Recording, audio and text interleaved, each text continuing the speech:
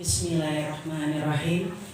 Assalamualaikum warahmatullahi wabarakatuh. Waalaikumsalam warahmatullahi wabarakatuh. Innal hamdalillah nahmaduhu wa nasta'inuhu wa nastaghfiruh wa na'udzu billahi min shururi anfusina wa min sayyiati a'malina. Man yahdihillahu fala mudhillalah wa man yudlilhu fala hadiyalah.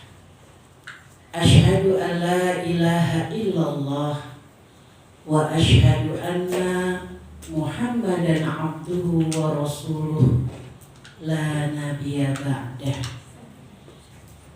Alhamdulillah, yang saya hormati Ibu Ifat selaku pelaksana pengajian sore hari ini, yang saya hormati ibu-ibu jamaah pengajian, yang saya doakan semoga panjenengan semua dalam keadaan sehat walafiat, selalu dimudahkan dalam berbuat baik, memiliki hati yang selalu bisa ikhlas dalam beramal, dan juga saya doakan panjenengan mendapat karunia keluarga yang sakinah, mawaddah, warahmah. Amin. Mudah-mudahan perjumpaan kita hari ini bisa membawa kita berjumpa kembali di jannahnya. Amin. Ibu-ibu yang dirahmati Allah, tak kenal maka tak sayang. Disuruh ta'aruf. Tadi sudah sedikit disampaikan, saya jauh rumahnya. Alhamdulillah kalau untuk urusan dakwah selagi mampu gaskan. Ya kan Bu? Gaskan. Ya, perkenalan dulu deh Bu, biar panjenengan melihat wajah saya nggak sambil ya. Ngomong depan itu sopo. Perkenalan Ibu, saya biasa dipanggil Nida, tapi nama asli saya itu Raudhatul Jannah. Kok bisa jauh? Rumahnya juga jauh, namanya ya jauh. Ya, itu ibaratnya langkah-langkahnya itu pahala semua gitu loh Bu. Ya, jadi gampang, namanya Nida. Saya adalah ibu rumah tangga dengan 6 orang anak. Alhamdulillah. Ada yang selevel dengan saya gitu, dalam hal anak. Ada ya, alhamdulillah ya. Punya banyak anak itu alhamdulillah. Bisa cepat tua, bisa awet muda. Tergantung hati mengelolanya, gitu kan? Nah, kira-kira saya muda apa enggak? Alhamdulillah, berarti hatinya apik. Nah, tidak hanya nama Bu yang jauh, asal saya juga jauh, dari Merauke, Papua. Nah, ya kan? Namanya jauh, rumahnya jauh, asalnya ya jauh. Ya, jadi mohon maaf nih, kok bicaranya mungkin saya yakin jenengan kayaknya bukan orang sini. Nah, kayaknya. Jadi sekalian saya beritahu kalau saya dari Merauke, Papua. Jadi nanti mungkin ketika saya berbicara kok ada bahasa Jawa yang keluar tapi ngoko terus nggak promo gitu ya, mohon dimaafkan ya Bu. Lawang pinggir-pinggir saya ngajarnya ngoko ya. Jadi otak saya nangkapnya ya ngoko gitu. Ya, jadi mohon dimaafkan ya Bu. Biasanya itu karena terbiasa. Ini masalah pembiasaan. Biasa ngobrol sama temen yang orang Jawa, tapi dia pakai bahasanya yang ngoko. Akhirnya saya yang memang awalnya nggak tahu, ngertinya ya itu sudah bahasa Jawa yang baik dan benar.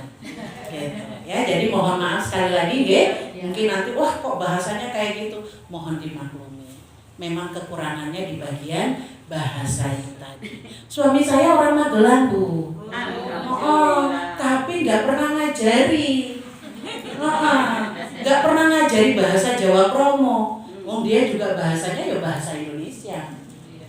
Karena sejak sekolah itu di luar terus, gitu, di luar rumah maksudnya. Ya. Jadi ibu-ibu sekalian, alhamdulillah ya, sore hari ini saya berterima kasih sekali Ibu Iva memberikan saya kesempatan untuk bertemu dengan panjenengan semua. Alhamdulillah ini termasuk salah satu tekad saya dari Merauke, yaitu menambah saudara. Gitu. Nek menambah musuh rasa dijadikan tekad, karena musuh tanpa ditekati aja udah datang gitu ya. Nah, tapi kalau teman itu kudu ditekati, aku kudu punya banyak teman. Apalagi teman yang bisa membawa ke surga, ke kebaikan, mengingatkan selalu untuk melakukan kebaikan. Jadi ibu-ibu, sekali lagi saya ucapkan terima kasih atas kesempatan yang sudah diberikan kepada saya. Dan pada sore hari ini saya diminta untuk menyampaikan materi yang judulnya tadi cukup membuat anak saya bingung. Umi judulnya apa tadi? Panjangan. Mau nyatet dia malah bingung sendiri. Baru ketulis apa itu? Belajar roknya. Yang lainnya udah lupa. Baik, kita akan berbicara tentang hati dan juga pikiran positif untuk menjadikan kehidupan kita lebih baik dan juga menyenangkan. Tapi nantinya di dalam materi ini saya tidak hanya mengupas masalah hati dan pikiran. Saya akan menyampaikan satu poin yang paling penting yang menjadi sumber kebaikan itu. Ya. Kita bisa mulai sekarang ya Ibu. Saya dikasih waktu sampai jam 5. Panjenengan siap belajar 1 jam ya Bu? Kurang ngantuk ya Bu? Cuacanya mendukung ini ya. Tadi waktu dari rumah sinetronnya apa Bu?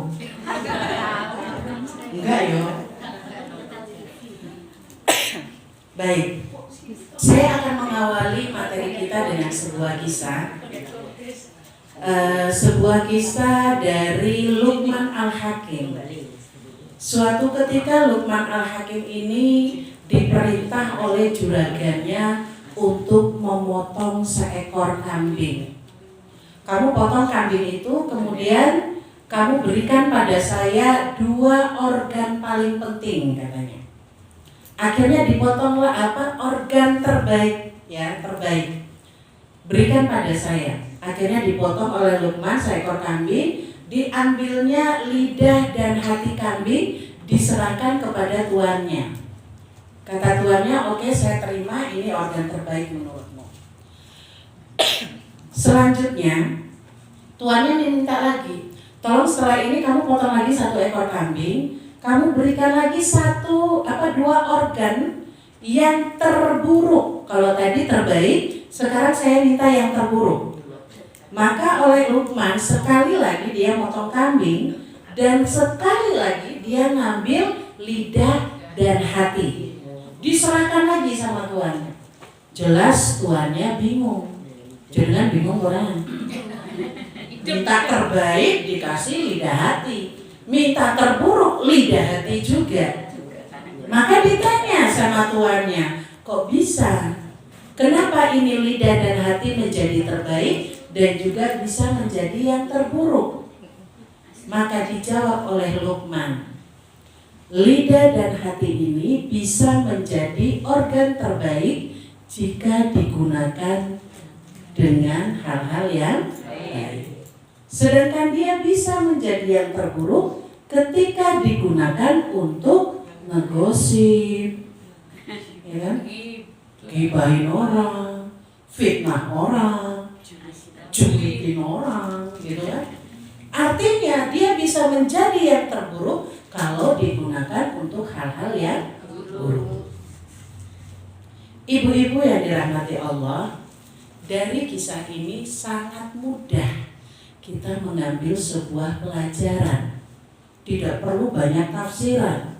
Berarti yang perlu kita jaga itu lidah dan hati. Bahkan Rasulullah SAW sudah mengingatkan kita. Dalam sebuah hadis beliau berkata, ala wa inna fil jasadi mudghah. Ingatlah, ya kata beliau, bahwa sesungguhnya di dalam jasad kita ada segumpal daging, ya, daging. Idza salahat salahal jasadu kulluh.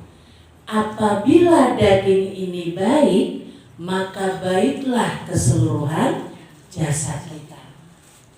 Wa idza fasadat fasadal jasadu kulluh. Dan apabila daging ini buruk, maka buruklah keseluruhannya. Allah, kata Nabi, ingat, wahiyal qalb. Bukan kalb ya Bu, tapi qalb. Pakai qalb. Ini. Ya, hati. Ingat, dia adalah hati. Itu sudah diingatkan Nabi 1400 tahun yang lalu. Kemudian kalau untuk masalah lisannya gimana? Nabi juga udah ingatkan. Nabi bersabda, barang siapa yang menjamin untukku apa yang ada di antara kedua rahangnya dan apa yang ada di antara kedua kakinya, maka aku jamin untuknya surga. Yang ada di antara rahang adalah lidah. Yang ada di antara kedua kaki yohui. Wis merasa disebut. Ya, wis ngerti kabeh. Maka apa? Lidah dan yang ada di antara kedua kaki jika dijaga betul-betul, ya, maka Nabi bisa menjamin surga. Sudah ya, peringatan Nabi tentang menjaga hati dan juga jaga lidah itu sudah disampaikan 14 abad yang lalu. Tapi kenyataannya susah ya. Coba saya mau nanya, mana yang lebih susah atau mana yang gak mudah? Jaga lisan apa jaga hati? Yang tidak gampang. Wah, gak gampang aku jaga lisan, siapa? Oke. Ada lagi? Cuma satu orang, baik. Itu semua malaikat ini. Yang gak bisa jaga hati, ada? Cuma semua, tapi gak mau angkat tangan. Terus angkat tangan di hati aja, biar gak ketok ya. Baru jaga hati ya. Ustaz belum apa-apa sudah nyinggung. Gitu ya. Jadi gak mudah jaga hati, jaga lisan. Yang gak mudah dua-duanya ada. Lisannya raiso, hati kotor gue. Ada yang kayak gitu? Alhamdulillah masih manusia. Yang tadi gak ngaku itu sok-sokan malaikat. Orang ngaku. Ini yang ngaku raiso jaga dua-duanya itu alhamdulillah. Berarti manusia. Kok iso? Nah iso.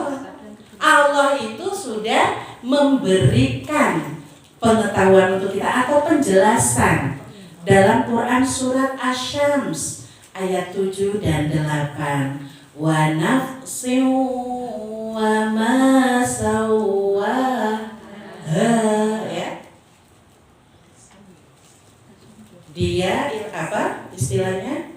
Demi jiwa serta penyempurnaannya. Jadi penciptaan manusia supaya sempurna, fa'alhamaha fujuraha wa taqwaha, maka dia ilhamkan jalan fujur dan juga jalan takwa. Artinya nek kita nggak bisa jaga lisan, sama jaga hati pancen manusiawi. Wong ada tombol fujurnya dalam diri kita. Itu ya. Jadi orang apa, gak usah sedih hati. Wah, aku gak iso jaga lisan, jaga hati. Berarti aku manusia paling berdosa. Gak sedih apa-apa nih, jangan sampai dilanjutkan. Ya. Ya. Jadi untuk masalah lisan dan hati ini, dalam hal menjaganya itu memang tidak mudah. Dan Allah memang sudah maklum, lawang sudah saya bekali fujur dan takwa. Tinggal mana yang mau digedein atau dikuatkan, fujurnya atau takwanya. Nah ini nanti kaitannya dengan cara berpikir dan hati yang baik. Dengan dua tombol, saya sebutnya tombol ya, tombol fujur sama tombol takwa. Mau yang mana yang kita pencet lama-lama? Apakah yang fujurnya atau takwanya? Nek fujurnya yang ditekan terus, ya otomatis lihat orang lewat aja bisa terusan.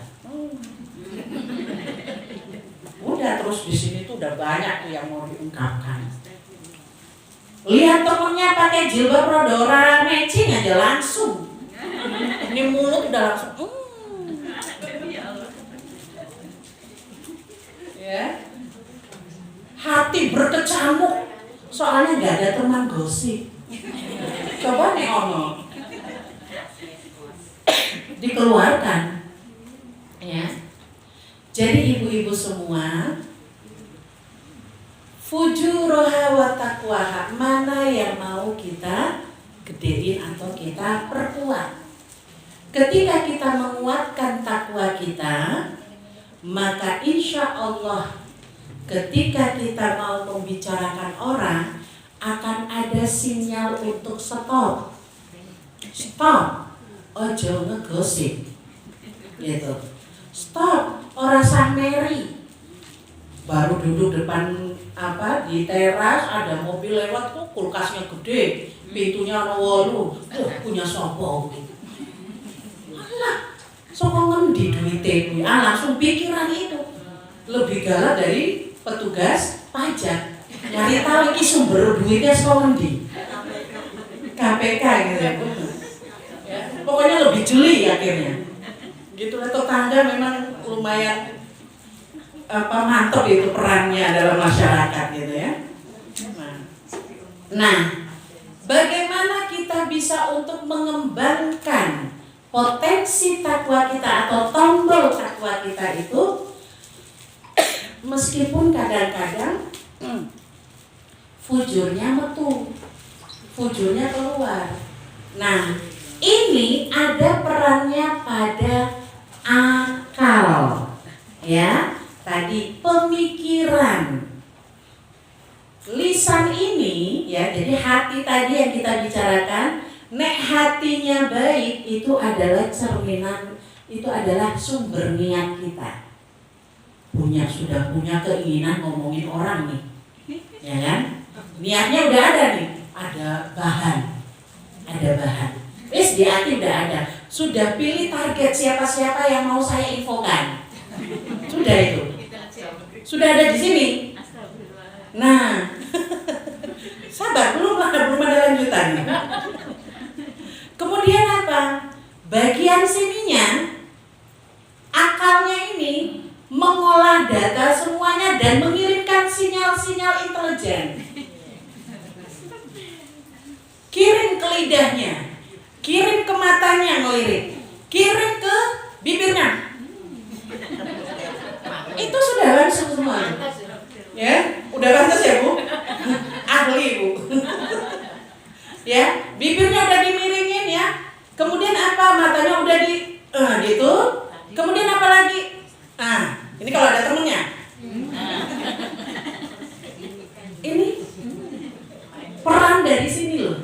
Nek di sininya positif, dia nggak akan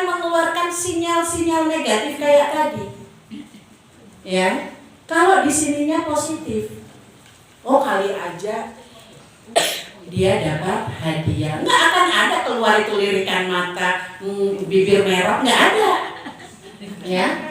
Tapi karena di sininya negatif, maka apapun yang terlihat dia akan mengirimkan sinyal-sinyal ke anggota tubuh yang lain. Maka diperintahkan lidah bersuaralah. Tahu nggak? Sudah tuh. Wes. Wis diawali dengan ngerti pura. Gimana Bu? Cocok? Cocok. Ya. Kok iso ustazah itu mendalami peran ngegosip? Karena apa Bu? Belajar. Tidak perlu mengalami. Cukup belajar melihat manusia yang suka ngegosip. Jadi nggak perlu sebagai pelaku, ya kan? Cukup ngeliatin, gitu ya caranya. Di sini diolah, kemudian apa? Ditampilkan lewat anggota tubuh. Maka tadi yang saya bilang, saya ingin menyampaikan satu kunci yang dia mempengaruhi, memiliki peran paling besar membentuk hati yang baik dan juga perbuatan yang baik, yaitu akal. Akal ini kaitannya dengan cara berpikir. Berpikir itu kita pakai apa Bu? Otak. Di sini semua punya otak ya Bu? Yang enak itu otak-otak. Otak-otak bandeng. Itu enak banget ya. Nah, saya akan membicarakan tentang otak ini.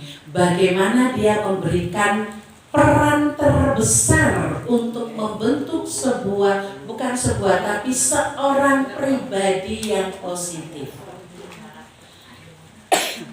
Kalau tadi hati adalah pusat niat, kemudian lisan adalah cerminan dari apa yang ada dalam hati, maka otak ini yang mengolah semuanya. Ibu-ibu, perlu diketahui bahwa Allah memberikan kita satu organ yang sangat luar biasa, dan itu tidak bisa ditiru oleh manusia yang sepinter apapun. Kita diberikan akal atau otak ini yang terdiri dari 100 miliar neuron atau jaringan sel. Ada 100 miliar. Satu jaringan sel itu sama dengan satu CPU atau Central Processor Unit tercanggih di zamannya. Kita punya 100 CPU ini, 100 miliar CPU ini, itu tiap hari membentuk jaringan yang baru. Setiap jenengan melihat, jenengan mendengar, jenengan berbicara, CPU ini akan membuat jaringan baru. Dia saling terhubung. Jenengan bisa membayangkannya seperti ini. Ibaratkan saja kayak sebuah jalanan rumput yang belum pernah dilewati. Sekali dilewati, rumputnya merebah, ya kan Bu? Nah, merebah. Baru satu kali lewat. Kalau nggak pernah lewat lagi, nanti rumputnya bisa hidup lagi, ya kan? Nih, nek 2 kali kita lewat, rumputnya nggak punya kesempatan tumbuh, ya kan? Tapi jalannya makin kelihatan. Oh, ini pernah dilewatin. Tiap hari kita lewatin terus jalan itu, akan muncul jalan setapak. Yang di situ bisa jadi rumputnya terus hilang, nggak ada, ya kan? Jelas jalannya. Nah, ini ibaratnya Bu Ibu, nek jenengan bendino hawane, ya, Hawane iki arek ngomongi orang sama saja dengan membentuk jalur gosip. Nih, makanya kok terus iso lancar ngegosip karena udah ada jalannya. Sudah ada jalannya gitu. Begitu melihat apa aja langsung dikomentarin karena sudah ada jalannya. Setiap hari dilakukan malah terbentuklah jalan tol mulus tanpa halangan. Makanya disebut ahli ngegosip. Pakar ya. Apa saja bisa dijadikan bahan. Seperti itu. Jadi pentingnya kenapa kok Islam memerintahkan umatnya untuk meningkatkan ibadah agar takwa pada Allah. Di sini kuncinya nih. Jenengan setiap hari melakukan sholat itu untuk membuka jalur sholat. Ayo jalur apa? Gosip. Sholat kok ngegosip itu sudah ahli di atas ahli nih ngomongin. Koyo iso. Allahu Akbar di sini udah penuh. Gosip pada Allah gitu ya. Oh, Masya Allah. Ini tetangganya siapa? Hadir nggak di sini? Ya. Jenengan tiap hari baca Quran. Baca Quran itu akan membentuk jaringan Quran. Jadi begitu jenengan dengar itu bacaan Quran langsung bisa ngikutin. Ya karena sudah ada jalurnya. Gitu. Maka ini adalah pembiasaan. Kok anak usia dini kudu dibiasain sholat, kudu dibiasain pakai tutup aurat, ya kan? Itu untuk menumbuhkan atau menciptakan saluran, menciptakan jaringan. Ya. Sampai di sini kira-kira bisa paham ya, Bu? Wah, ternyata ngomong itu. Itu kenapa Ibu-ibu? Ketika kita sudah terbiasa sholat, jalur sholat sudah terbuka nih. Maka disuruh apa? Upgrade. Kemarin sholatnya hanya sekadar sholat. Sekarang saya tak coba untuk tepat waktu. Maka jalur sholatnya akan diperbaiki lagi. Jalurnya akan dibuat yang tepat waktunya. Sehingga ketika kita tanpa lihat jam, itu kita akan merasa bahwa kayaknya udah masuk jam sholat nih. Karena otaknya sudah ada jalur sholat tepat waktu. Ketika sholat tepat waktu sudah bisa kita jalankan, kemudian apa? Tingkatkan lagi, upgrade lagi. Kemarin bacaan sholatnya saya belum paham semua. Sekarang saya takkan sambil nyimak artinya. Oh ternyata Allahu Akbar artinya ini. Oh ternyata misalnya saya pakai Allahumma ba'id baini artinya ini. Atau yang kabiro artinya ini. Maka kita sholat dengan keadaan memahami arti bacaan sholat. Jaringan yang tadi sudah dibuat diperbaharui lagi. Maka itulah yang Nabi bilang, orang yang beruntung adalah dia yang lebih baik dari hari kemarin. Yang hari ini lebih baik dari hari kemarin. Dan hari esok lebih baik dari hari ini. Ini adalah motivasi untuk upgrade diri. Upgrade dirinya, nah ini yang di-upgrade duluan. Gitu. Ya. Jadi dibuat pembiasaan. Jenengan berbuat baik, kenapa diperintah berbuat baik setiap hari? Ya itu tadi untuk membentuk jalur kebaikan. Otaknya, jalur-jalurnya baik semua, positif semua. Tapi kalau yang kita lakukan adalah ketidakbaikan atau hal-hal yang negatif, maka disitulah otak kita membentuk jaringan yang negatif. Dengan orang dengerin orang ceramah, hatinya dia, mulutnya diam, ini hatinya ribut, sininya panas, Iki ngomongi aku. Wes tak titeni. Ketemu di pojokan. Tak cegat. Ya. Jadi itu. Tapi orang yang memiliki pola pikir yang baik, pola pikir baik itu terbentuk dari kebiasaan yang baik. Maka nanti dia kirim sinyal ke hatinya untuk selalu merasa kebaikan terus melakukan, dan nanti anggota tubuhnya akan diperintah untuk selalu melakukan kebaikan. Begitu juga untuk anak-anak kita, pembiasaan yang baik untuk mereka dalam rangka menciptakan jalur yang juga baik di otaknya. Waduh, nek koyo ngono aku piye yo? Selama ini yang aku buat otakku ini negatif terus hawane. Anjur aku piye? Kayaknya aku ini orang paling berdosa, wis. Nek koyo ngono kayaknya aku ra iso ikut ngaji. Wis aku berhenti bae. Jalurnya ya putus. Ya. Jadi ibu-ibu sekalian,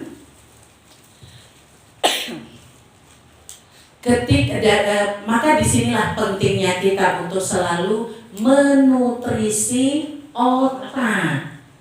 Ya, menutrisi otak itu juga perlu nutrisi. Gak cuma badan aja yang butuh nge-gym, tapi otak juga butuh nutrisi atau olahraga. Ya. Maka bagaimana caranya kita untuk menutrisi otak kita? Yaitu dengan perintah Allah dalam Quran surat Al-Alaq ayat 1. Apa bunyinya, Bu? Iqra. Wes. Itu aja. Nutrisinya adalah membaca. Membaca, wah aku ra iso baca. Lihat huruf aja kabur, bukan hanya kabur, pancen ra iso. Piye aku ya maca. Gitu kan? Membaca huruf A, B, C mana yo aku nggak ngerti, lah gimana bacanya. Baca di sini tidak hanya membaca buku. Jenengan datang ke pengajian kayak gini itu ya membaca. Oh Allah, ternyata ya dalam pengajian itu ya beraneka ragam orangnya. Ada yang duduk perhatian, fokus, lihatin ustazahnya lagi ngomong. Ada yang mantuk-mantuk tombong ngerti kok orang. Terus turu karena saking ra ngerti, wes aku ra ngerti. Ono sing milih wis karena aku ora ngerti, aku tak ngobrol karo saking. Senderan tembok. Wong pinggangnya wis kesel. Ya. Itu membaca. Ya. Jangan duduk di sini, cukup mendengarkan. Saya sudah menyampaikan tentang ilmu neurosains. Ilmu otak. Jangan enggak perlu sampai ke fakultas kedokteran. Minimal kita udah tahu dikit, wah ternyata itu pentingnya otak. Kenapa selama ini saya nggak jaga otakku, malah tak konsumsi hal-hal yang nggak baik? Kan itu. Ternyata otak ini punya peran penting. Nek Allah kira-kira cabut itu otakku, selesai. Nggak ada urusan karo dunia. Nggak ada urusan karo tonggone. Apa mau kayak gitu apa piye? Jangan ya. Ya jadi ini pentingnya kita menjaga otak kita untuk tetap dalam keadaan baik. Caranya diberi nutrisi. Nutrisinya dengan cara membaca. Membaca itu ada membaca ayat-ayat kauniyah, ada juga ayat-ayat qauliyah. Ayat kauniyah banyak, hujan, masya Allah ya, alhamdulillah udah sampai sini sebelum hujan. Ataupun hujan, alhamdulillah hujannya cuma rintik-rintik. Alhamdulillah bukan hujan batu. Banyak yang bisa kita syukuri dari situ. Ya, pelajari dari situ. Coba kalau Allah turunkan hujannya, kenapa kok hujan turunnya rame-rame?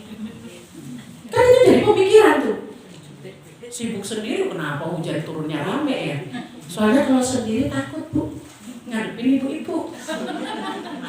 Emak-emak pas terkuat di muka bumi, takut dia, makanya ramean dia. Ya. Nah, jadi kalau sudahlah kita menjaga otak kita dengan cara diberi nutrisi, membaca. Nah, bagi mereka yang mungkin bisa membaca, tingkatkan terus ya. Jadi membaca itu penting ya ibu-ibu ya.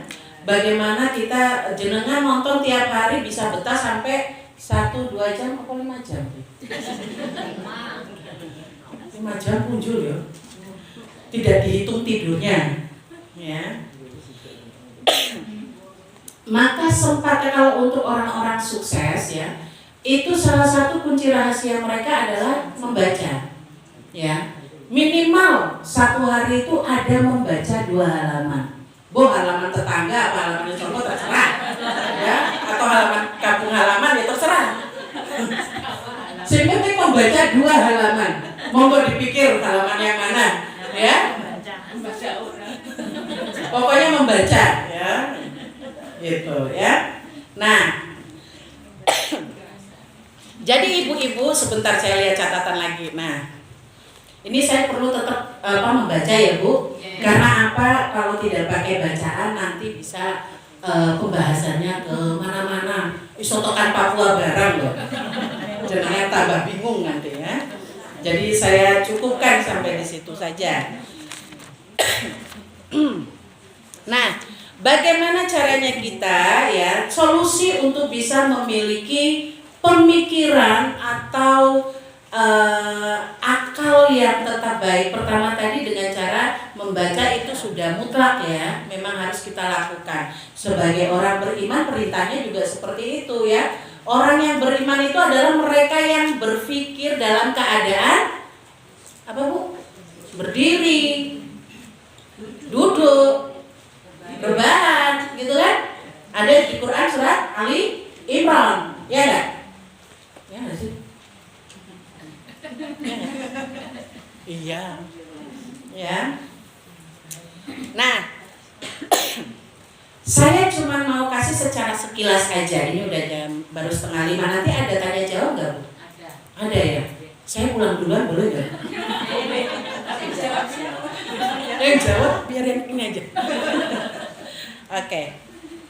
Sebelumnya saya ingin memberitahukan otak kok bisa dia menjadi pusatnya itu. Ini ada 3 komponen paling penting yang punya peran besar dalam hal membentuk kita menjadi seseorang yang baik atau tidak baik. Yang pertama yaitu namanya prefrontal cortex atau otak depan. Saya analogikan sebagai timbangan. Jenengan punya timbangan tuh di rumah? Nah, jadi prefrontal cortex ini adalah timbangan otak kita yang bagian fungsinya adalah untuk pengendalian diri, menimbang mana yang baik, mana yang benar. Itu fungsinya dia, utamanya si timbangan ini tadi. Kemudian yang kedua namanya amigdala. Amigdala ini kalau di dapur kita itu kayak kompor gas itu loh Bu. Begitu dicetak kan langsung wur gitu ya. Nah dia bagiannya untuk emosi-emosian melalui. Jadi ada yang mancing langsung meledak. Nah itu dia tuh. Ya. Jadi amigdala ini dia adalah pusat emosi, rasa takut, marah, cemburu, iri itu semua ada di amigdala itu tadi. Atau kompor gasnya. Ya, jadi jenengan kalau misalnya pas lagi nyeneni bocah, dibangunkan orang tani-tani Bu, nah itu amigdala jenengan tuh lagi meletup-letup itu. Ya, tani ini wis jam pira? Ayo pacaran. Ya, itu amigdalanya tuh lagi bersinar terang dia tuh. lagi menyala banget itu amigdalanya ya. Kemudian apa yang ketiga namanya hipokampus atau perekam memori. Buku resep lah ya kalau di dapur, buku resep. Dia tuh adanya di otak tengah. Otak tengah. Jadi otak kita itu ada 4 bagian kalau secara anatomi ya Bu. Ini saya sekilas saja secara anatomi. Ada namanya otak depan, otak tengah, otak belakang, sama batang otak. Nah, amigdala kita itu tadi adanya di otak tengah. Kemudian hipokampus juga di otak tengah, ya. Jadi dia ada di limbiknya. Nah, hipokampus atau buku resep ini tugasnya untuk merekam memori kenangan-kenangan yang pernah dirasakan, dilihat, dilalui. Jenengan misalnya dari kecil dalam rumah itu kok bapak ibu orangnya ayem, tentrem, maka jenengan merekam memori ketenangan. Jadi dengar suara-suara rodo ngagetin atau apa, jenengan langsung kaget. Nenek di rumah terbiasa suara keras, terbiasa membentak, anak itu merekamnya adalah suara besar, suara membentak adalah sesuatu yang wajar. Maka ketika dia mendengar suara besar, gurunya teriakin dia santai aja. Gitu. Paham ya? Jadi itu adalah tugasnya hipokampus atau buku resepnya tadi. Nah, jadi bagaimana kita untuk ketiga alat ini kalau tidak dipakai dengan benar, diolah dengan benar, itulah yang bisa menyebabkan kita menjadi seorang yang negatif atau orang yang tidak baik. Jadi dia punya dia punya manajernya tadi ya, atau timbangannya tadi nggak berfungsi baik. Dia nggak bisa membedakan yang baik dan yang benar. Dia nggak tahu, istilahnya dalam hal ini dia nggak mengerti kalau ngegibah itu berdosa.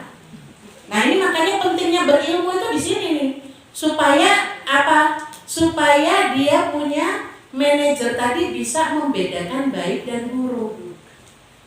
Ini kalau suka ngegosip, ini mohon maaf sudah sering ikut pengajian, kok masih suka ngegosip, maka itu artinya apa? Artinya dia punya timbangan tadi dengan sadar melakukan kesalahan. Jadi melakukan kesalahannya itu dengan keadaan sadar. Di pengajian tidak mungkin diajari tentang ayo ibu-ibu kita ngegosip bareng, itu kan enggak. Mestinya kan dilarang.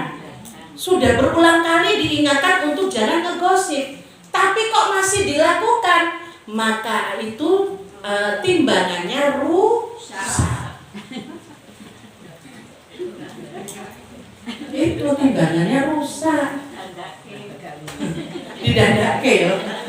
Dandakenya ya dengan datang pengajian, ning ojo ngobrol. Ya. Makanya disuruh untuk ngaji terus, belajar terus. Gitu. Ketika timbangannya sudah rusak, ditambah dengan rekaman memori masa kecilnya yang mungkin berada di lingkungan yang tidak positif, maka semakin menguatkan jalur tadi. Jalur jalan tadi semakin kuat untuk menjadi orang yang tidak positif. Kalau sudah seperti itu, amigdalanya ini semakin mudah meledak. Ngeliatin orang ngelirik dikit, apa? Aku salah apa? Tensian. Ya. Iya, betul. Jadi itu amigdala yang tidak terkondisikan itu karena apa? Dia punya timbangan sudah rusak, memorinya, buku resepnya juga rusak, isinya hal-hal yang tidak baik. Maka mari ibu-ibu kita isi ya buku resep kita dengan kenangan-kenangan yang baik, ikut pengajian, ya kan? Sering-sering aja ikut pengajian. Timbang di rumah hujan-hujan ngeliatin TV, mendingan di sini. Duduknya udah dilindungi sama malaikat, ya kan? Kemudian perjalanannya itu dihitung sebagai jihad. Duduknya dapat pahala. Lah jenengan di rumah nonton TV belum tentu dapat pahala. Nah, dapat dosa bisa jadi. Ya kan? Nah, jadi nanti ibu-ibu semangat ngaji. Dan pesan saya adalah ketika hari ini jenengan sudah mendapatkan ilmunya, ternyata untuk menjadi seorang yang positif, yang paling utama untuk ditoto adalah otaknya. Saya nggak mau solih sendiri, saya nggak mau baik sendiri. Minimal aku ajak tonggoku sing sering ngegosipin aku kan. Ben orang ngegosip meneh. Disindir karo Ustazah Nida. Gitu. Diajak. Jadi pengajian ini akan semakin berkembang. Banyak kebaikan yang panjenengan dapatkan. Ngajak orang ngaji itu pahalanya seumur hidup loh Bu. Apapun kalau dia ngajak orang lagi. Kita doakan Bu Ifat itu rezekinya semakin bertambah gitu. Ya kan? Nah, jadi ibu-ibu tadi ya buku resepnya isi dengan hal-hal yang baik. Kemudian apa?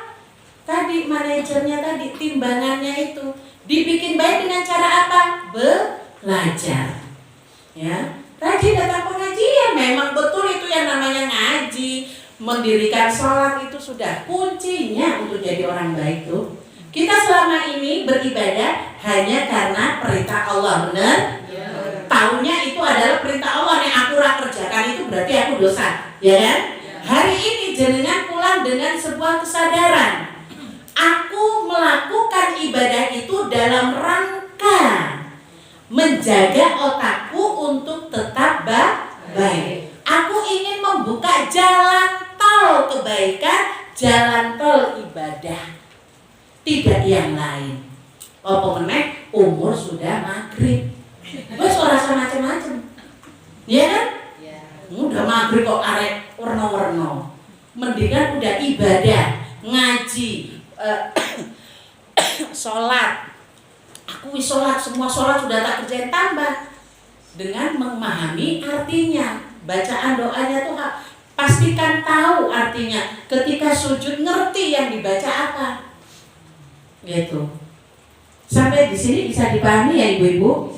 Ini kita ngomongin masalah otak ini, mudah-mudahan otak kita nggak terus gitu ya. Bahasanya bisa diterima ya Bu? Bisa. Alhamdulillah ya. Maka itulah ibu-ibu, agar supaya otak kita bisa tetap menjadi pusat kendali yang baik, maka jadikanlah diri kita itu sebagai orang yang pembelajar. Ya, Nabi juga udah mengingatkan loh, khairukum man ta'allamal Qur'ana wa 'allamahu. Orang yang menuntut ilmu itu terbaik itu. Sebaik-baik kalian adalah orang yang mau belajar. Udah belajar kok diajarin lagi. Kok ngajar meneh? Jenengan sudah datang ngaji kok ngajak. Sebaik-baik manusia. Kok jenengan nggak mau mendapatkan level itu, Bu? Padahal gampang tinggal ngajar. Dia nggak mau, udah bukan urusan jenengan. Jenengan sudah mendakwakan. Datang ngaji, penak ngaji di sana lu. Ya, ustazahnya ya Allah udah cantik, lucu lagi. Alhamdulillah ya Mbak. Masya Allah ya. Jadi ibu-ibu, saya sudah menyampaikan tentang solusinya secara tidak langsung, bahwa solusi kita dalam hal menjaga otak kita untuk tetap baik, kalau sudah baik insya Allah itu bisa berpikir baik, adalah dengan cara belajar, kemudian meningkatkan ibadah kita, dan berusaha untuk apa Bu? Mengkoneksikan otak kita dengan hati dan perbuatan. Karena sebenar-benar iman itu adalah yang sesuai dalam hati, lisan, dan perbuatannya. Mungkin itu saja yang bisa saya sampaikan. Ada waktu kurang lebih 10 menit bisa untuk kita ngegosip. Tanya jawab. Ya, itu saja dari saya. Mohon maaf apabila ada kekeliruannya. Aku qouli hadza astaghfirullahaladzim wa astaghfirullahaladzim. Billahi taufiq wal hidayah. Assalamualaikum warahmatullahi wabarakatuh. Waalaikumsalam warahmatullahi wabarakatuh. Terus Bunda Nida, monggo Bunda-bunda, ini mumpung ada Bunda Nida, daripada nanti kita apa ngen-ngenan bahasa Indonesianya itu apa ya ngen-ngenan itu? Gosip. Nah itu kepikiran, betul kepikiran. Monggo yang akan bertanya dipersilakan itu, monggo Bunda. Siapa lagi? Satu lagi. Monggo yang lain. Ya, monggo Bunda. Oke. Waalaikumsalam warahmatullahi wabarakatuh. Saja Lida, saya mau bertanya perbedaan akal, otak manusia menurut ajaran Islam dan kehebatan otak manusia menurut Islam juga. Terima kasih atas pencerahannya. Assalamualaikum warahmatullahi wabarakatuh. Waalaikumsalam warahmatullahi wabarakatuh. Kalau otak itu anatomi ya, jadi bentuknya. Nah akalnya itu adalah cara berpikirnya otak itu. Ya, jadi itu yang dipakainya itu cara berpikirnya, itu disebutnya akal. Nah kalau secara Islam saya mau kasih satu rahasia. Dalam Quran surat Al-Alaq ya, itu Allah ada ngasih satu skala peringatan. Pertama skala lembut dengan kalimat-kalimat aro'aita, tidakkah kamu lihat? Ya itu baru lembut aja, kayak kita kanak-kanak, kayak lo lihat lo nih kamu gak belajar rajin, kayak jadi ketinggalan tinggal kelas toh. Nah makanya belajarnya yang rajin, masih lembut bu, ya kan? Jangan masih mayu banget, masih bidadari banget yang lembut. Ini anaknya kok orang gelem denger kan, masih main, wae. Nah meningkat itu. Allah juga gitu, meningkat. Kala kata Allah, jangan sekali-sekali tidak. Kau ini kandani ra krungu. Awas. Nah, awas. Bis naik gitu. Skalanya bis naik. Terakhir ketika masih juga tidak mendengarkan, Allah naikkan lagi. Menjadi apa? Menjadi kami cabut ubun-ubunnya. Itu perintah Allah, peringatan dari Allah. Jadi ketika manusia itu, sebentar saya lihat catatannya. Ya. Jadi ketika manusia itu tidak mendengarkan apa yang Allah perintahkan, maka Allah akan cabut. Itu adalah hukuman terberat yang Allah berikan kepada manusia yang durhaka. Perlu jenengan ketahui bahwa di bangsa Arab itu namanya ubun-ubun itu adalah tanda kehormatan. Sampai ubun-ubun kepegang atau kesentuh itu bisa bunuh-bunuhan. Ya. Maka Allah memberikan peringatan dengan kami cabut ubun-ubunnya itu adalah sebuah penghinaan paling besar terhadap manusia. Dan 14 abad kemudian diketahui bahwa di balik ubun-ubun ini ada otak. Ada tadi otak depan bagian pengendali diri. Jadi benar Allah cabut itu untuk mengindahkan bahwa manusia ini yang tidak taat kepadaku, yang durhaka kepadaku, melakukan kesalahan dengan sadar, maka aku cabut. Islam, ya tadi pertanyaannya yang berikutnya itu, Islam memandang akal seperti apa? Seperti itu. Begitu manusia itu dimuliakan dengan akal, ya kan? Semua kita tuh sama, gorila sama dengan kita, itu mata apa semua bodoh, ya kan? Berbicara tentang bentuk anatomi dengan binatang itu kita sama aja. Yang membedakan adalah akal. Maka akal di dalam Islam itu adalah sesuatu yang sangat penting, yang sangat memuliakan. Manusia yang bisa menjaga akalnya dengan baik, mereka akan ditinggikan derajatnya. Ya ya. Itu udah janji Allah tuh. Kita bisa punya akal yang baik, pemikiran yang baik kan kalau punya ilmu. Ya enggak? Jadi itu betul-betul penting, maka jangan pernah main-main dengan akal kita. Tak iseng-iseng lagi sih dengan hal-hal yang gak baik. Jangan. Ya, berarti kita melakukan kedurhakaan dalam keadaan sadar. Lanas fa'am bin nasiyah, itu ancaman Allah itu. Ya, kalau sampai dia masih juga melakukan hal itu, lanas fa'am bin nasiyah. Seperti itu Ibu. Jadi ini akal ini wis lah. Hari ini jenengan itu Allah betul-betul menginginkan kebaikan untuk jenengan. Hadir hari ini di tempat ini. Itu kalau Allah nggak menginginkan kebaikan, jenengan nggak bakalan hadir, ada aja alasannya itu. Ya kan?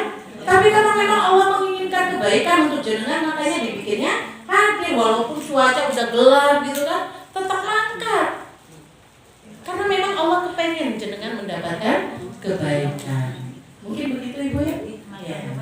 Sami-sami. Monggo, yang lain ini waktu masih sekitar 7 menitan. Yang lain monggo. Mumpung ini ada Ustazah Nida yang sore hari ini bahasanya adalah bagaimana kita mampu menjadi orang yang baik itu dikendalikan utama dari pengelolaan manajemen otak atau Ustaz ya? Ya, manajemen otak tadi yang sudah diberikan kisi-kisinya. Monggo yang lain mungkin. Bu Menari ini saya mewakili saya sendiri atau mewakili yang lain. Ustazah Dion Peso, meskipun kita sudah mendapatkan masukan tausiah tentang gosipisasi ini kelihatannya tidak mudah. Kalau emak-emak itu memang untuk nyetop itu kita donyane dadi sepi. Yang saya Ustazah, terus ini gini, maksudnya bagaimana ya cara yang win-win, cara yang tidak bergosip, tidak negatif, tetapi mampu memperoleh wabil hikmah dari menikah. Suatu saat kalau terpaksa harus cerita atau diceritani gitu itu harus rasa-rasa berbeda. Jadi saya udah gitu nih beda gimana nih Ustazah? Iya. Sebenarnya gosip itu adalah cara kita menyelesaikan masalah secara umum.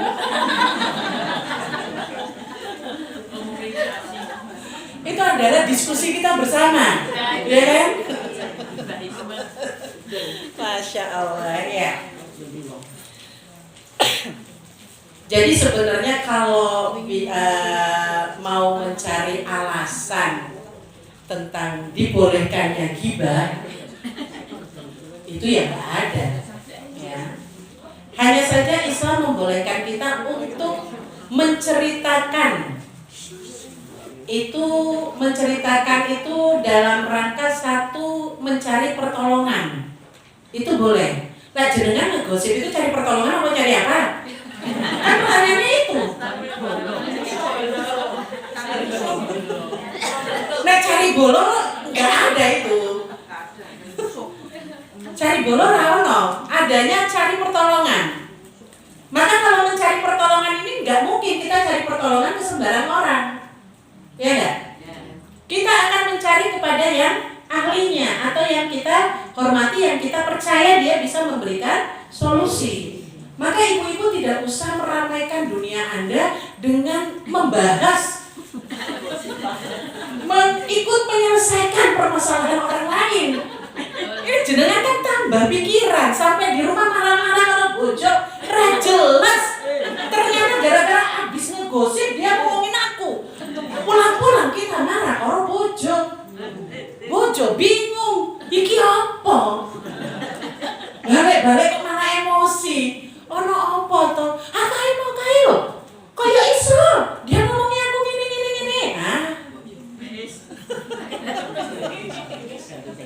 Ya. Jadi tadi menceritakan itu dibolehkan dalam rangka mencari pertolongan. Contohnya, kita dalam rumah tangga punya persoalan dengan suami dan itu tidak ada jalan keluar, maka diperbolehkan untuk mencari orang yang dipercaya dan menceritakannya. Misalnya kok kita nggak ada kenalan seperti itu, maka kita minta tolong tetangga sebelah, pun tetangganya kudu yang bisa dipercaya, bukan penyiar radio. Lah ketemunya banyak kan kita tetangganya penyiar radio.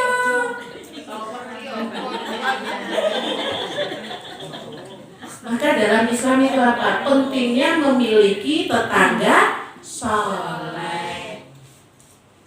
Ini salah satu kayak gini ya, membentuk pengajian kayak gini, Masya Allah nih, salah satu upaya untuk mendapatkan tetangga teman yang soleh.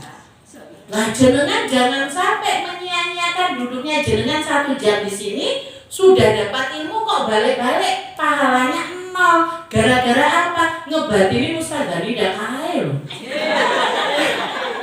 Datang ngaji malah aku sing diomongi. No. Ya. Jadi mari ibu-ibu ya. Upaya misalnya ini kita ngegosip bukan apa-apa ya. Aku tak ceritani. Iki bukan maksudnya apa-apa ya. Ya gue ini apa-apa. Aja ngomong sapa.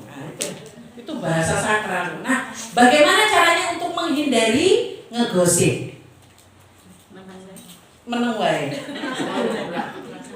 Entar ditanyain meneng wae.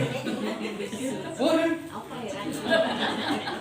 kenapa kok gitu Ustazah Nida bilang meneng wae?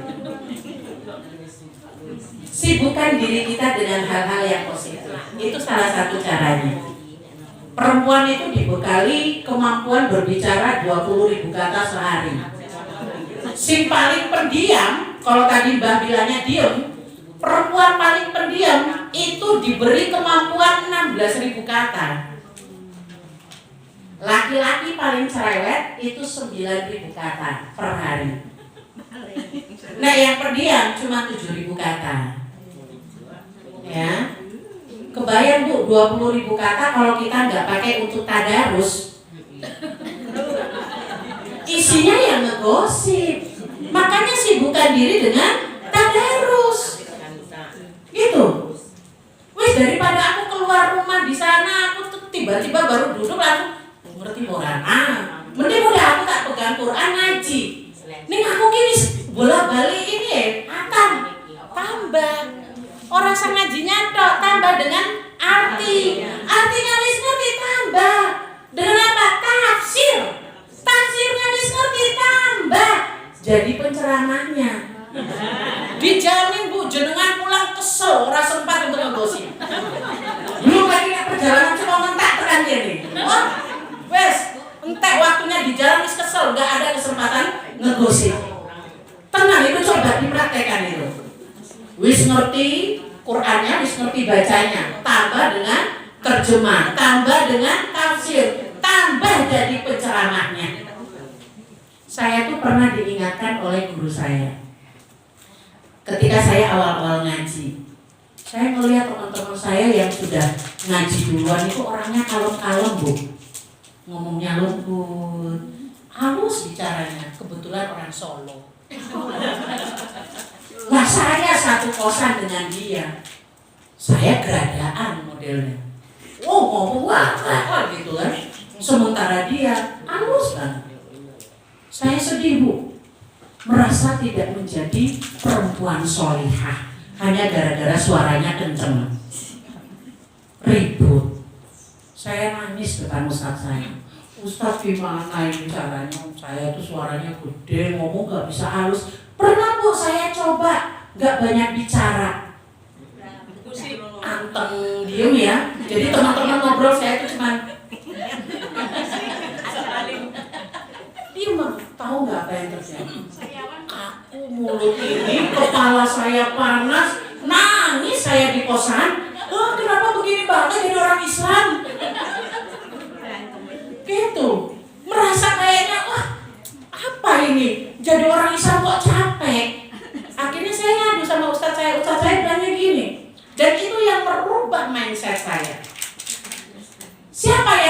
jadi pendiam. Islam itu datang bukan untuk mengubah karakter. Kalau memang kamu suka bicara, bicaralah, tapi bicaralah untuk kebenaran. Sejak itu Bu, kebiasaan ngomongan saya itu, kebiasaan saya ngomong, saya rubah menjadi omongan yang benar, yang baik. Pokoknya ada yang salah saya langsung ojo ngono kuwi, harusnya begini. Cuman karena modelnya masih model Papua, yo tetep halus. Ojo ngono kuwi. Malah sedih teman saya. Tapi ya itu pentingnya kita belajar untuk membentuk jaringan yang baru. Bagaimana saya yang besar, lahir dan besar di lingkungan yang istilahnya keras ya, ngomongnya keras, gayanya keras, ya. Tapi dengan adanya belajar, saya membuat jalur baru, gitu. Bicaranya sudah mulai dibikin pelan, dibikin lebih lembut. Ya segitu baru lembutnya Bu. Yang penting sudah usaha, Allah tidak melihat hasil. Ya, maaf sih. Yang penting usaha dulu, ada usahanya. Jadi begitu ibu-ibu ya. Jenengan kalau punya kemampuan berbicara 20.000 kata, jenengan jadi ustazah, jadi penceramah, insya Allah nggak ada gosip. Bicaralah untuk kebenaran.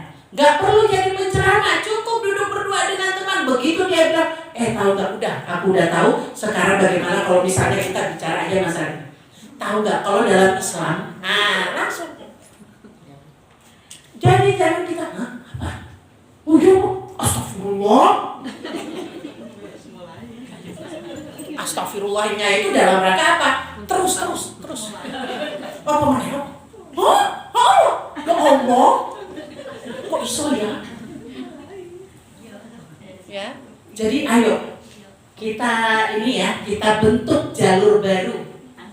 Gosip kita untuk hal-hal yang baik. Ngomongnya itu berbicara ketemu dengan teman dalam rangka berbicara yang baik.